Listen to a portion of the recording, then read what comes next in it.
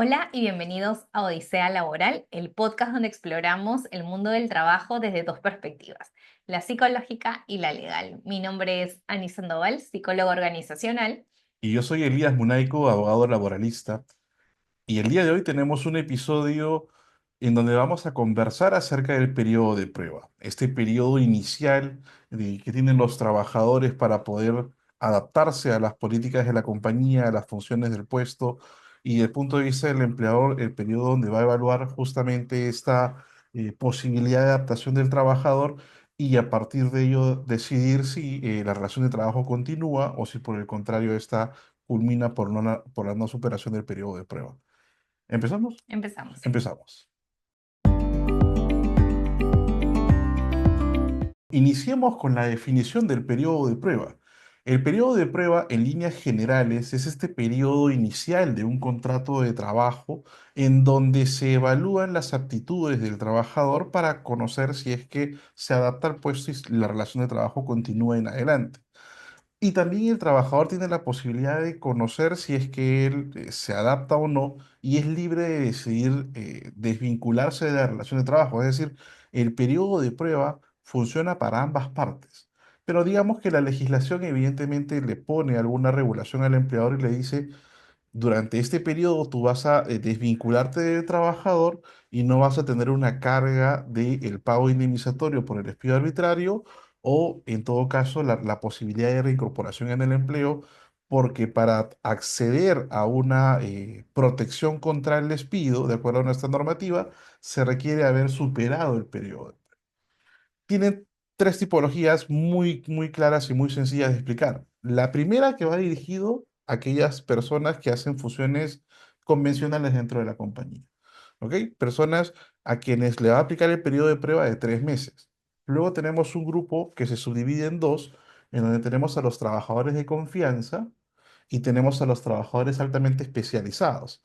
Para este periodo, para este grupo de trabajadores, el legislador ha dicho voy a asignarles la posibilidad de que se amplíe de 3 a 6 meses el periodo de prueba para que el empleador pueda evaluar las aptitudes de esos colaboradores. Y hay un tercer grupo en donde la ampliación no va a 6, sino va a 12 meses, en que se refiere justamente a los trabajadores de dirección, en donde el empleador podría decidir si los desvincula o no por no superación del periodo de prueba. Eso en líneas generales sin perjuicio de ir aterrizando un poco más las ideas en lo que sigue del capítulo. Pero, Ani, dentro del punto de vista organizacional, ¿cómo enfocamos este primer periodo? Mira, es interesante la mirada que tú nos compartes, Elías, porque hablamos que es un periodo donde tanto el empleador tiene la posibilidad de poder finalizar el vínculo como también el propio colaborador.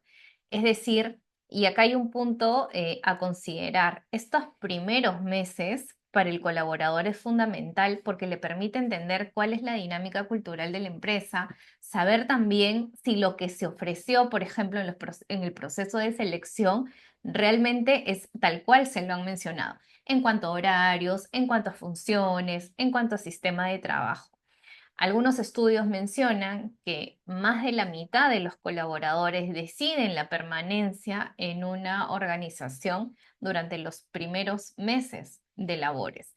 Entonces, eh, como hemos visto también en diferentes episodios, el rol de líder inmediato también es muy importante en estos meses, tanto para facilitar la adaptación al puesto como para, por ejemplo, establecer claramente los objetivos de cómo va a ser evaluado y cómo va a ser medido este colaborador.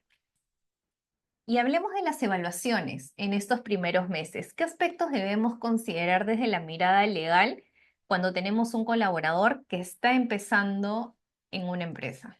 Mira, qué interesante pregunta porque allí la legislación es un poco genérica, Ujú. ¿ok? Y cuando existen estos vacíos o esta indefinición del legislador, se empiezan a llenar con pronunciamientos judiciales.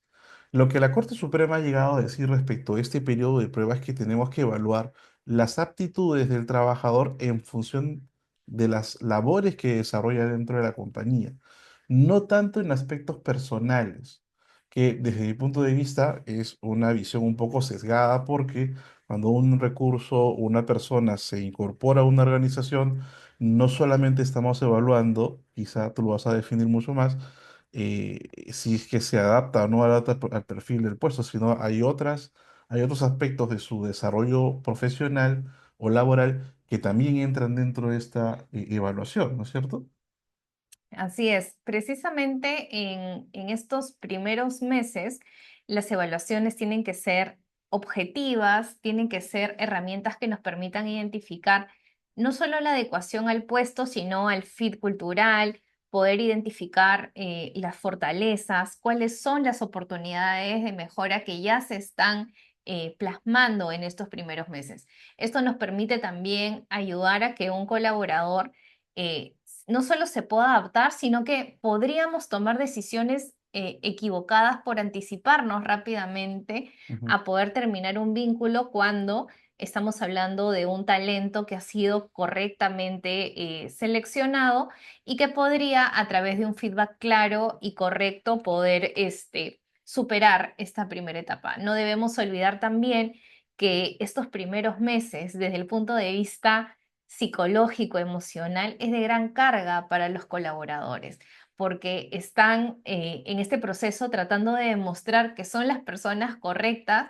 Es un momento también de mucha incertidumbre, o sea, si nosotros nos ponemos a recordar cómo fue nuestro primer día, las primeras semanas y los primeros meses en una empresa, podríamos saber que técnicamente éramos los mejores para la posición, pero eso no nos deja de que tengamos temores, que tengamos expectativas, que estemos con esto de, oye, ¿estoy haciéndolo realmente bien? Y a veces las organizaciones no les dan este feedback cercano, Ujú. ¿no? Los procesos de evaluación yo creo que son importantes tenerlos, pero también comunicarlos, decir al colaborador, oye, estoy observando estos puntos en los que lo estás haciendo muy bien, estos puntos en los que todavía hay que reforzar. Dime yo también como líder cómo puedo ayudarte en este momento. Claro, es importantísimo eso lo que comentas, ¿por qué? Y esto ya por experiencia, de algunos casos propios, algunos casos que he podido ver en el Poder Judicial, a veces, como no tenemos esta necesidad del empleador de justificar el cese dentro del periodo de prueba, ocurre algunos casos en donde justo te ponen contra la pared. Oye, si no fue, cómo fue tu evaluación en ese periodo de prueba, cuáles fueron las capacitaciones que le dices en función al puesto, había la necesidad de que esta persona tenga no 3 meses de periodo de prueba, sino 6 meses.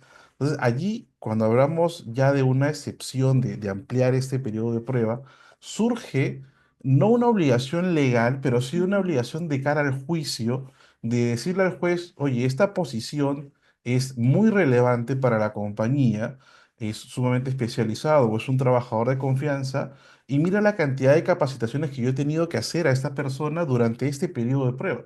Y habían casos en los cuales he podido visualizar que habían capacitaciones que superaban las 10 o 20 sesiones de capacitación en torno al puesto que estaba desempeñando alguna persona, lo cual ya daba un indicio de que, bueno, la especialización de ese puesto y la justificación de la ampliación del periodo de prueba eran claras.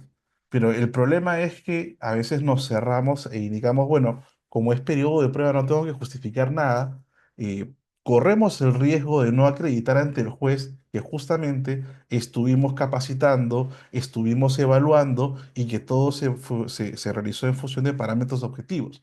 Es importantísimo lo que tú acabas de indicar en torno al feedback, porque eso también ayuda a poder acreditar luego de que no fue una decisión enteramente arbitraria, sino que estábamos midiendo la capacitación de la trabajadora o del trabajador y que sencillamente cuando hicimos las sumas y restas en torno a su evaluación de desempeño, pues resultaba que no correspondía superar el periodo de prueba y objetivizamos y nos evitamos alguna reincorporación o un pago indemnizatorio en ese tipo de decisiones. Sí, y justo lo que mencionas que tiene que ver con el tema de la capacitación va de la mano con el onboarding, ¿no? Un onboarding correctamente estructurado, Ujú. y también diferenciado, ¿no? Hablamos de un onboarding a la organización, es decir, toda la información que nosotros le damos a los colaboradores sobre la empresa, temas regulatorios que tienen que ser transversales para todos, pero también el onboarding al puesto, que son precisamente estas capacitaciones que son diferenciadas dentro de las diferentes áreas o posiciones, porque hay posiciones y posiciones, ¿no? Correcto. Hay algunas que son más complejas, que como tú bien mencionas, van a demandar también mayor tiempo de proceso también para poder identificar si el colaborador está cerrando su curva de aprendizaje o no en estos primeros meses. Perfecto. Vamos a un siguiente tema entonces ahora. Finalmente, decidir continuar o no. ¿Cómo hacerlo bien? Aquí va mucho en línea, nuevamente indico, no hay una obligación legal, pero sí es bueno tener documentado todo este proceso de decisión. ¿Cómo yo decido que una persona supera o no supera el periodo de prueba? Algunos ejemplos prácticos, ¿no? Si tenemos a varios trabajadores en la misma posición y esta persona recién está incorporándose, un baremo, un parámetro de evaluación va a ser cómo se desempeñan sus compañeros que tienen muchos más tiempos, que vendría a ser el 100% de las actividades que debería cumplir esta trabajadora o trabajador, y hacer una reducción de ese 100% a un 80%. ¿No? Es decir, no voy a medirla porque no está en igualdad de condiciones con los otros trabajadores, pero sí puedo reducir un poco la brecha que le voy a medir a esa persona para poder acreditar ante el juez que, oye, no la estoy estresando 100% o estoy mandándole al ruedo sin las herramientas, sino que mientras que se va capacitando, los parámetros de evaluación tampoco son iguales al resto, sino que son un poco disminuidos porque todavía está en curva de aprendizaje. Entonces, eso me da objetividad al momento de hacer esta evaluación de decidir si esta persona va o no va a continuar en el periodo de Ujú. prueba. Pero es importante tenerlo registrado. En el punto de vista organizacional, allí, ¿cómo lo vemos? Mira, has tocado un punto que a mí me parece bien relevante y que lo he visto también en mi experiencia. A veces los líderes esperan que el colaborador desde el primer día o desde que terminan el onboarding ya tengan un desempeño al 100%. ¿No? Claro, Porque asumen que tienen todos los conocimientos técnicos y que están listos para ser como cualquier otro colaborador de su equipo. Sin embargo, tenemos que entender que hay una curva de adaptación, de aprendizaje, que no va a ser el mismo desempeño que alguien que tiene 3 o 4 años ya desarrollando esta posición, que hay muchas dudas, que hay muchas consultas, no solamente desde el ámbito corporativo, a nivel de cultura, sino del desarrollo propio de la función, desde la herramienta, porque puede venir de una empresa de afuera, donde realizaba exactamente el mismo puesto, pero no va a ser de la misma manera a como lo encuentra en la organización. correcto. Entonces, yo creo que ese criterio de flexibilidad, de poder entender ese proceso de maduración, es importante. Otro punto tiene que ver también con el involucramiento del líder en Ujú, este proceso ujú. porque a veces, y también lo he visto, se puede perder mucho talento cuando un manager no ha sido claro con los objetivos, con las expectativas, y también hay que tener en cuenta todos los gastos asociados que implican que un colaborador no supere el periodo de prueba. Correcto. Entonces, y por darte un ejemplo, recuerdo hace mucho tiempo un caso de un colaborador que no superaba el periodo de prueba y el manager, el líder en ese momento me dijo, oye, pero ¿quién le comunica al colaborador que no va a superar el periodo de prueba? ¿No debería ser recursos humanos? Entonces, tiene que haber también un nivel de responsabilidad del líder de ser parte de este proceso, de acompañarlo y de finalmente hacerlo humano. O sea, si bien legalmente puede ser que no me pidan acreditar estos puntos, Ujú. yo creo que no podemos dejar de lado que estamos hablando de una persona, de un ser humano, y que le va a afectar una decisión desde esta mirada y que uno tiene que tratar de mantener la empatía y también de que finalmente si se rompe el vínculo sea una experiencia de aprendizaje para esta persona. Sí, es muy importante lo que indicas. ¿Y sabes por qué incido tanto en el tema de tener documentado o tener alguna forma como acreditarlo esto en juicio? Es que de un tiempo a esta parte hay unos tipos de despidos que están involucrados con la nulidad de despido, por ejemplo, trabajadores sindicalizados, personal que tenga alguna, que considere que ha sido discriminado al momento de ser despedido, personas que hayan hecho un reclamo ante el empleador, las personas que están en gestación, por ejemplo. ya suele discutirse el tema de la desvinculación incluso en el periodo de prueba. Mm, Hasta hace un tiempo había pronunciamientos del Tribunal Constitucional que decía, bueno, si ya no superaste el periodo de prueba, no hay nada que discutir, ¿no? O sea, simplemente no lo superaste y no me interesa si estés en alguna de las causales de nulidad de despido.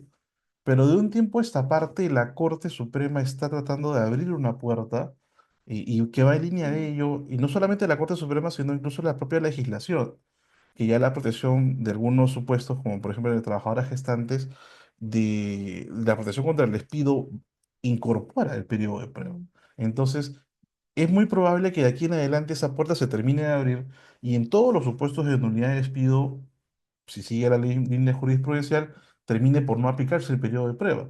Entonces, si vamos por lo más fácil diciendo, no, está en periodo de prueba y no hay nada más que decirle que una carta diciéndole, no superaste, vamos a estar perdidos con este nuevo criterio de la Corte que abre la puerta y yo no voy a tener cómo probar. Así es. Es importantísimo tener todo esto justificado porque no olvidemos que las decisiones empresariales siempre tienen que ser objetivamente tomadas. Porque, claro, si estamos ante una decisión arbitraria que en realidad es peyorativa de los derechos fundamentales, sin duda alguna que la sanción de nulidad de despido está bien aplicada. Pero si estamos ante una decisión que es objetiva, ciertamente va a haber una discusión y vas a tener herramientas para poder discutir esa situación.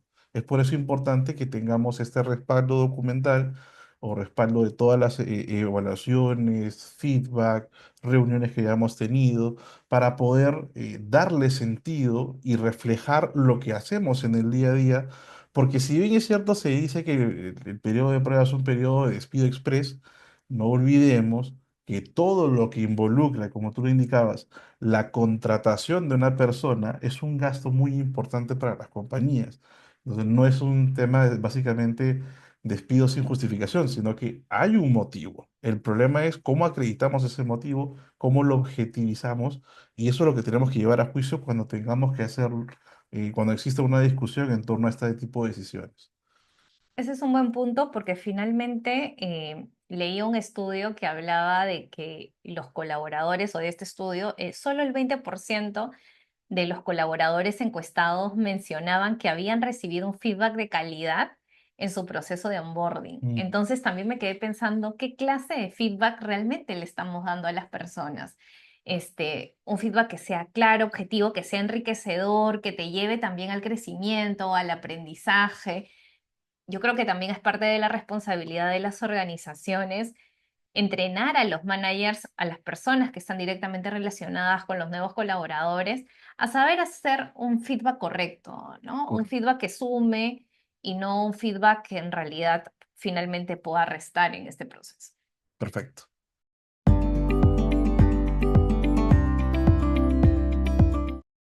Y vamos entonces a nuestro acostumbrado bloque de preguntas y respuestas. Así que vamos con la primera, Elías. Adelante. ¿Puede la empresa terminar un contrato sin dar explicaciones durante el periodo de prueba?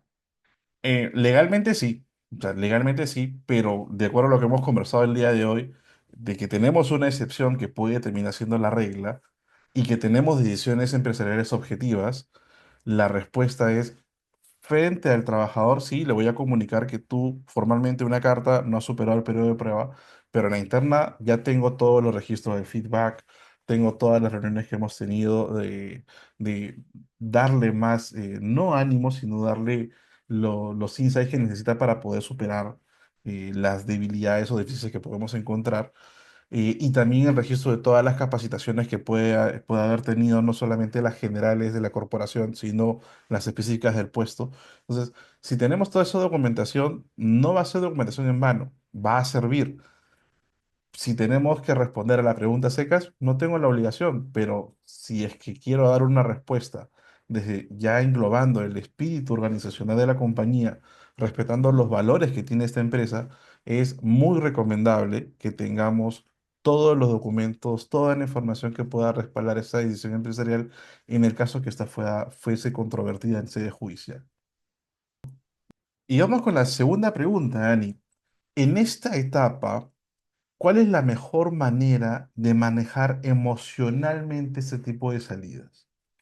Bueno, lo voy a enfocar desde la mirada primero del manager, porque, o del líder, que digamos es la cara visible de la organización para el colaborador. Lo Correcto. primero es ser objetivo. Si un líder ha tomado esta decisión es porque hay detrás todo un proceso de valoración, de evaluación que ha sido clara, que ha sido objetiva, que ha sido conversada y detallada. Por lo cual, mi recomendación en este punto es un trato respetuoso, digno y humano. Ahora, ya desde la mirada del colaborador, obviamente es un momento donde es natural sentir frustración, sentir tristeza, sentir muchas dudas e incluso uno se llega a cuestionar su propia valía profesional. Entonces, yo creo que aquí apela mucho el concepto también de autoestima, de poder tener esa resiliencia, de poder afrontar una situación que no es sencilla, creo que para nadie lo es, pero uno debe apelar a toda la serie de recursos personales con los que cuenta para salir adelante de este proceso con un aprendizaje detrás. Yo creo que todos los momentos, incluso los más difíciles que nos tocan afrontar, ya sea en el plano profesional, en el plano personal, tiene un aprendizaje que tenemos que rescatar. Ahora, quizá el primer día no lo entendamos, Ujú. es natural, es normal, pero yo creo que hay mucho que accionar a partir de ese momento. Así que tomar también con bastante claridad y también con bastante profesionalismo, porque yo creo que dice mucho de nosotros mismos cómo terminamos el vínculo laboral con una empresa. Con mucho profesionalismo, con mucho manejo y autocontrol para también poder evitar cualquier situación que finalmente pueda ser conflictiva y que finalmente no nos va a sumar, porque ella es una decisión que ha sido tomada. Sí, es muy interesante porque de hecho tanto el ingreso como la salida tiene que ser Mm, tomado desde ese punto de vista profesional. ¿No? Te escuchaba en alguna oportunidad que tan importante como el ingreso es la salida de las personas porque esto puede gatillar o puede reflejar cómo termina esta persona compartiendo sus experiencias con otras personas respecto de tu compañía. así es, Entonces, es bueno manejarlo de una forma adecuada también la salida para que las experiencias que pueda contar no necesariamente sean absolutamente negativas. de acuerdo. Y bueno, vamos con la tercera pregunta, que está vinculado con qué tan importante es el onboarding en la permanencia del talento. Gran pregunta. Muy importante. Según Gallup, en uno de sus últimos estudios mencionaba que el 70% de la variación en el compromiso se realiza con la calidad del onboarding. Y yo creo que gran parte de esto tiene que ver con este momento emocional que viven las personas. Cuando te mencionaba esto de recuerda cómo fue tu primer día, es muy fácil conectar con ese momento porque hay una impronta emocional, o sea, hay tantas emociones a flor de piel que tú las vas a recordar siempre. Entonces, un buen onboarding es muy, muy relevante para poder generar esta conexión con el tema cultural, poder tener también este momento donde se clarifican las expectativas, las dudas, donde uno puede ver la veracidad de lo que fue su proceso de selección, donde también ves a la organización con un sinfín de posibilidades para ti, para tu carrera. Entonces, un onboarding bien estructurado nos permite tener una entrada limpia, una entrada ordenada, genera mucho vínculo emocional y no solamente el onboarding corporativo, sino el onboarding al puesto, ¿no? Donde ya hacemos el suma a las funciones, al tipo de actividades que voy a desarrollar, al tipo de objetivos que voy a perseguir. Entonces, un onboarding bien estructurado es indispensable, también tomando en consideración la gran cantidad de colaboradores que toman la decisión de su permanencia en este primer momento. Exacto, y además, justo en línea de lo que tú comentas de la permanencia, este onboarding es prácticamente único, y tan único que el legislador, por ejemplo, ha establecido que en el caso de que una persona que esté en periodo de prueba cese por X motivo, imaginemos que cese en el segundo mes del periodo de prueba, y luego reingresa, el legislador le dice, no le vas a aplicar el periodo de prueba automáticamente a esta persona. va a cumplir de repente, sumar los plazos, los 2 meses que tuvo contigo al inicio, hasta que se retiró, y en el siguiente tramo de su relación laboral, el primer mes va a servir para cumplir con los 3 meses de periodo de Mm, prueba. Pueden sumar los plazos para que él pueda alcanzar la protección contra el despido. Cuando yo no sumo plazos, o sea, cuando al trabajador al que reingresa le vuelvo a contabilizar el periodo de prueba, solo ocurre en dos supuestos.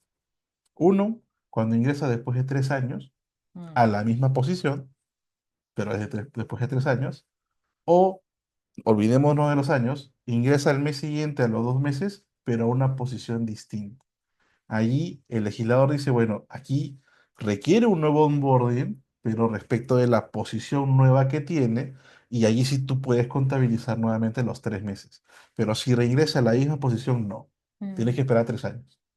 ¿Ok? Es importantísimo porque lo que tú nos comentas respecto al onboarding, más o menos lo ha regulado también el legislador para que sea una única oportunidad, una única experiencia de trabajador dentro de la compañía.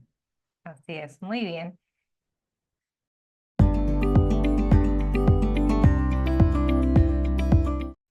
Y vamos ya llegando a la última parte de este capítulo y vamos con las recomendaciones finales. Elías, desde la mirada de las empresas, ¿qué aspectos no podemos perder en cuenta? A ver, tres cosas clarísimas. Lo primero, tener criterios claros y objetivos para esta evaluación de las aptitudes del trabajador respecto a la función que está desempeñando dentro de la compañía. Primero, cerradísimo. Segundo, lo que conversábamos, el feedback. Es importantísimo que el trabajador tenga una retroalimentación en caso de que no lo esté haciendo bien. Y es mucho mejor, y ahí viene el tercer punto, que documentes todo aquello que estás realizando durante el periodo de prueba con este trabajador o trabajadora. Capacitaciones, cantidad de reuniones, cantidad de cursos que tiene que llevar, en los resultados del curso y cómo va evolucionando su línea de aprendizaje y desenvolvimiento dentro de la compañía, para que en caso de que tengas que decidir por la no superación del periodo de prueba, tengas algún un supuesto para poder respaldar esa decisión. Y desde el punto de vista de los trabajadores, ¿qué es lo que tenemos que tener en consideración en esta oportunidad? Tomo lo que mencionas respecto a la retroalimentación y el feedback, pero ya desde la mirada del colaborador.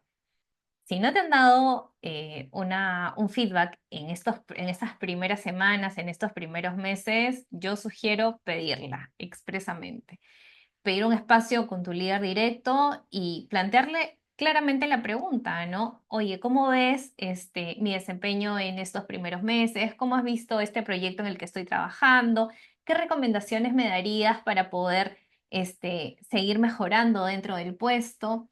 Creo que es importante tomar el control de nuestra vida profesional, de nuestra carrera, y si no nos dan el feedback, pedirlo. Segundo, ver estos primeros meses como una etapa de aprendizaje puro. Mm, Pregunta todo lo que tienes que preguntar, establece mucho networking interno, conoce a las personas. Esto yo creo que es bastante importante para ir marcando cuál es tu perfil profesional dentro de la organización, como alguien abierto, como alguien dispuesto a poder trabajar en equipo. Creo que hice mucho de cómo se va relacionando una persona en estos primeros meses para ir marcando una pauta de lo que va a ocurrir más adelante. Y por último, mantener siempre una actitud proactiva y visibilizar el talento. mm, En mi experiencia he visto que estos primeros meses en la organización puede generar y apagar hasta el mejor talento. Entonces, si te han elegido para esta posición, es porque de una gran cantidad de candidatos, tú has sido el mejor y te la tienes que creer exacto. y visibilizar, compartir lo que tú sabes. Si vienes de un negocio diferente, a veces puedes sentirte un tanto corto de, oye, ¿cómo puedo aportar en un negocio o un giro de negocio donde nunca he estado? Y en realidad yo creo que eso es lo que valoran mucho las empresas, la mirada diferente, la innovación, la creatividad. Entonces, comparte todo lo que sabes, muestra tu talento. Creo que es un punto a tomar en consideración. Esas son mis tres recomendaciones. Me gusta, me gusta. Es como que si no has recibido el feedback, preocúpate. No eres un fantasma. Tienes que pedirlo, tienes que mostrarte para que esto pueda llegar a buen puerto. Así es. Y vamos llegando ya al cierre de este capítulo. Hemos visto que los primeros meses de un empleado, de un colaborador, son claves. Es importante tener procesos de onboarding, procesos de capacitación claros, procesos de feedback correctamente establecidos, canales de comunicación claros, un buen acompañamiento de un líder también para que esta relación sea beneficiosa tanto para la empresa como para el colaborador. Correcto. Encantadísimo de compartir un nuevo episodio contigo, Ani, y los esperamos en un siguiente episodio para continuar con el viaje, este viaje con propósito que es Odisea Laboral. Nos vemos pronto. Muchas gracias.